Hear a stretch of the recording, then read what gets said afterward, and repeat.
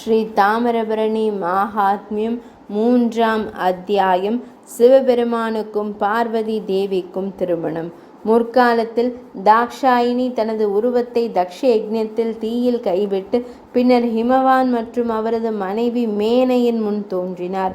அவர்கள் புகழ் பாடல்களை பாடி தான் தங்கள் மகளாக பிறக்க வேண்டும் என்று கெஞ்சினார்கள். தேவி உடனடியாக ஒப்புக்கொண்டார். அவர்கள் முன் ஆயிரக்கணக்கான ஆண்டுகளாக அவர்கள் செய்த கடுமையான தவத்தின் விளைவாக இப்போது அவர்கள் முன் தோன்றினார். அவள் அவர்களின் மகளாக இருக்க ஒப்புக்கொண்டு உடனடியாக ஒரு குழந்தையின் வடிவத்தை எடுத்தாள்.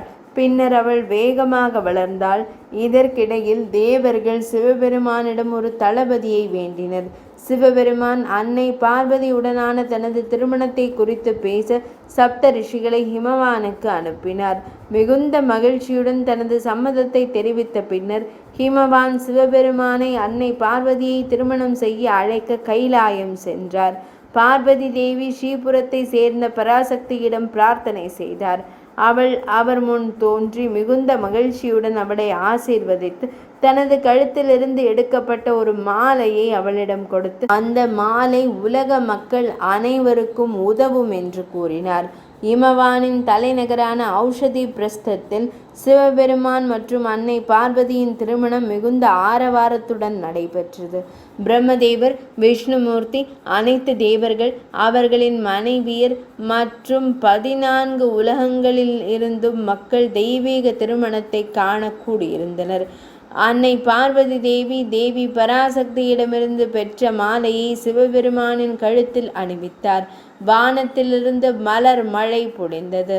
வான வாத்தியங்கள் இனிமையான இசையை இசைத்தன.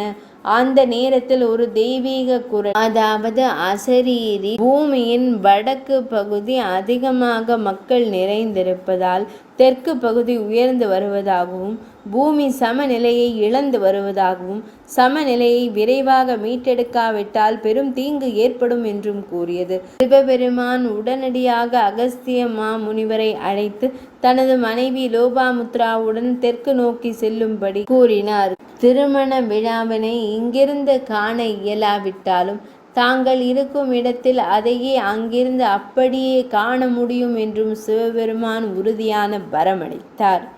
2ஆம் அத்தியாயம் நிறைவடைந்தது.